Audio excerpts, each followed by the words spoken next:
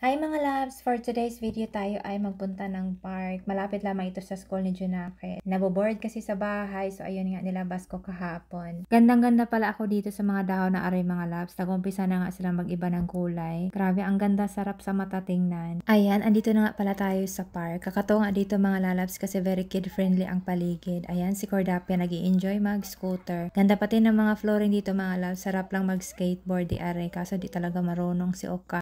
Naisipan ko nga mag-selfie kami ni Cordapia for remembrance ba. So ayan, dahil nga wala ang daddy, sariling sikap tayo mga moms. Nakapit tayo sa timer o di kaya video on. Mag-screenshot na lang maya pagkatapos.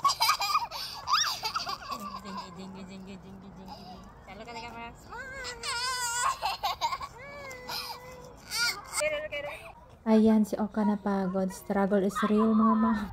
After 99.9 years, ayan, finally, good mood na ang bata. Nasa mood na magpa-picture.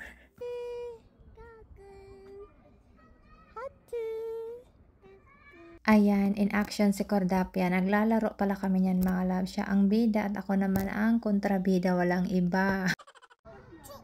Chuk! Chuk! Kak!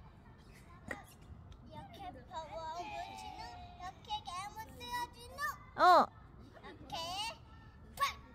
Pak! Pak!